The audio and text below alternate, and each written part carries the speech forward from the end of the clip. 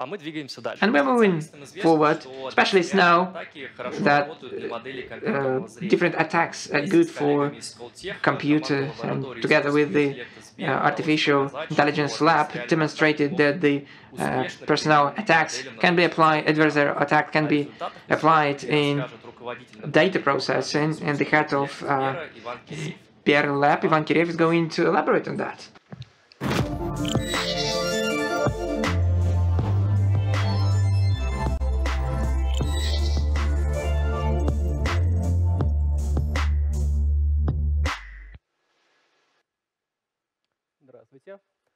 Good day. I'd like to welcome all the participants and audience. I'm working in the lab of Sber. I'm going to tell you how we had adversarial attacks on deep models for financial transactions records. So the presentation is for big audience. First, I'm going to tell you what the adversarial attacks is.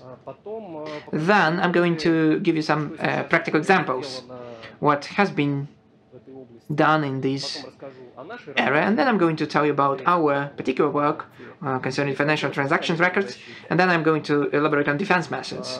Adversarial attack in machine learning is a technique that attempts to fool models with deceptive data. So we have a model which is pre-trained for a particular purpose, and we would like to fit the example very close to the real one, a little bit adjusted though, so for this model to give a wrong answer.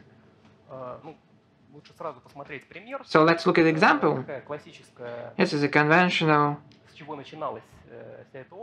example. On the left, you can see the image. Original image of panda. So if you take it to the classifier of the image, so it's going to be the exact answer, panda. Then we add a special noise. We get adversarial example, so it is not different almost from the original one on the surface, but the model starts making mistakes, and so it says that it is keep on with big level of confidence. So there is a special equation how this noise is generated. We take the image, we take it to the model, we calculate gradient and the function of the mistake. So it works like we train this model when the training happens, but there are two differences. The first one, we calculate gradients not based on the weights, but using x, as we're going to modify in the way, and then we're moving not to reduction, but to reducing the mistake, but increasing the mistake. That's why we have a plus sign.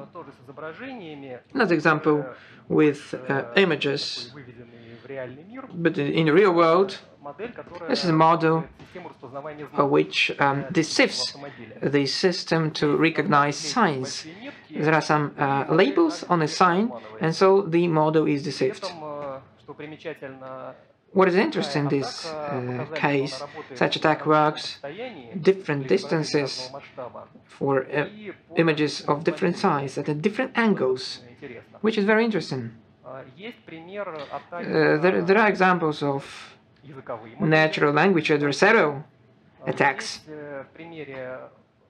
In this example, there's feedback to the movie. There's some synonyms changing the original ones, and there is a model defining the motion component of the text gives a wrong answer as well. So now about the financial transaction records. We are talking about the bank card transactions records. This is joint work of Sber AI Lab and the Skoltech. And the paper with the results was published on KDD. The financial transactions are very close and similar to NLP. Texts have the sequence of words, and here we have the sequence of transactions. There are some different components, of course, in the text. There is a big connection between two neighboring words. If you just omit the word, so based on the context, it's quite easy to recover this omitted word. In financial transaction records, this connection is not that strong. So the transaction records are usually stored in a processing system of bank, so it's very difficult to modify this system. The most available way is to add new transactions at the end, go into a store and find something. In a text you can change every word. We would like this attack to be seamless. We need to define how the original examples and the attacked ones are not similar. There are a lot of metrics like that in a text. Synonyms, for instance. For transactions, it's very difficult to say how a purchase in a grocery is different from that in a car service. So in transactions there are different fields, depending on currency, country, retail outlet, time, the amount, so it's much more difficult to work with such data. Another peculiarity that we used black box scenario for the attack. So what is it about? Most previous work had full access to the attack model. We knew the architecture, we knew the weights. You can fade number of different unlimited set of numbers to look at intermediate state, the output state, to consider gradients, and this makes it easier. And more realistic scenario is when we do not have access to such a model. This is what we call black box. Here you need to have a way how to measure the response of the model to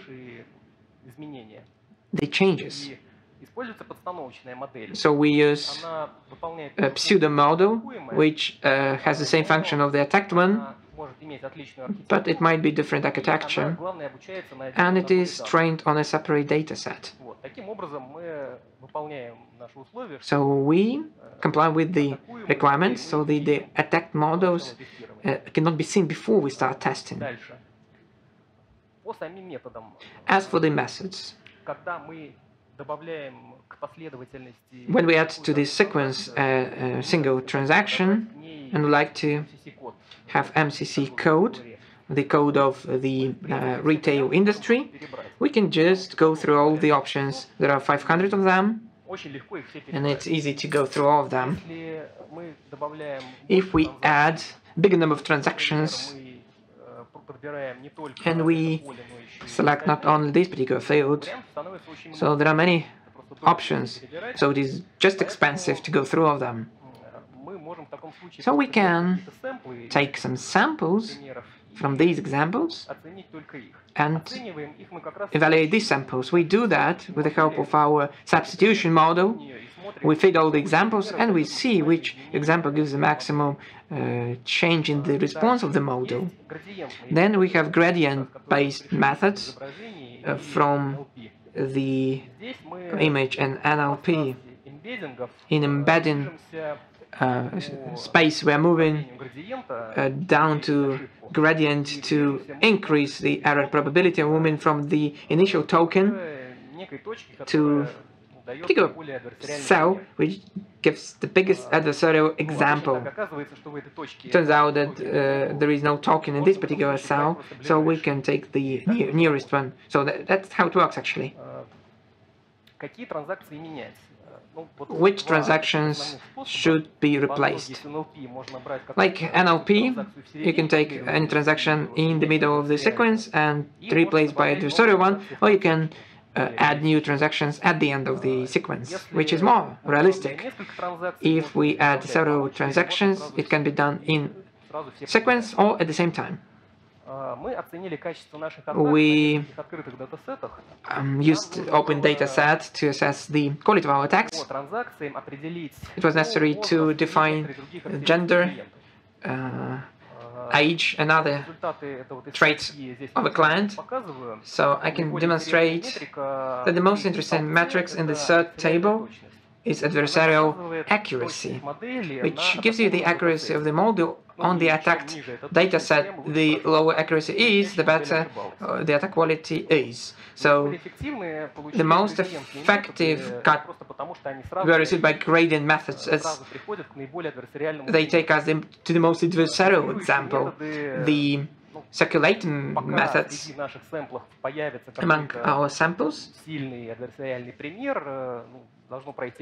Takes time to get this adversarial example, and it might be not the case, and we might just run out of computation power to go through all these options, so they don't have this power.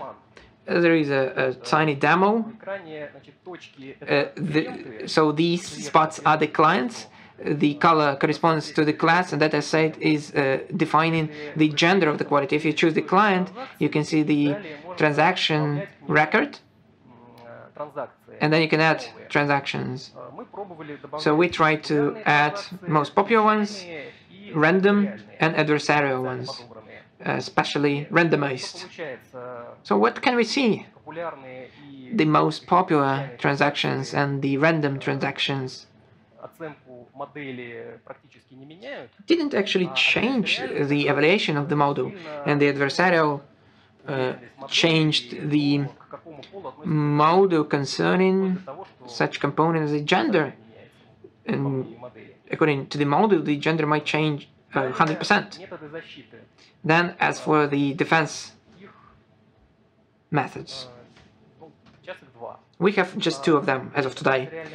There is adversarial training, which is shaped in the following way. We simulate attack on our model, and we get these adversarial examples. Then we add these adversarial examples to our training sample with the right number of and set of labels.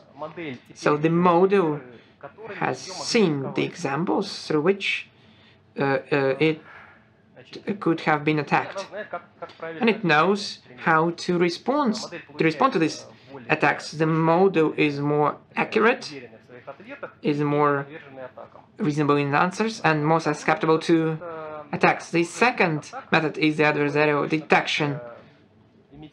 We simulate our attack on ourselves, we get the examples, but we have a little bit different labels. Now we are creating a separate classifier, which is going to tell us whether this sequence undergoes attack or not. So, if we know that it has been attacked, we shouldn't take this into account. Does the protection work? We checked the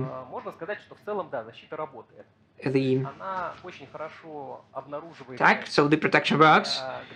It can be detected for gradient methods. It's more connected with the fact that examples provided by gradient methods use just rare transactions which break the model, but break this model in a very efficient way. And so these examples are very easily to be detected. And the methods which use the linguistic model to evaluate and adjust whether this transaction looks like a real one, these methods are more difficult to be defined, as the transactions are more trusted. It looks like the client does in the real life. So this similarity is very close. These attacks do not work quite well, so you might not detect them at all. In conclusion, I'd like to mention that the area connected with the adversarial attacks is developing. There are new methods, more complicated scenarios, more real scenarios.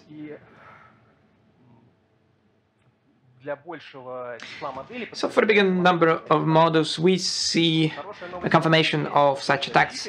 It's good news that we do have these different types of protection. They do work. I'd like to thank our colleagues. We've been working together. That's all on my part.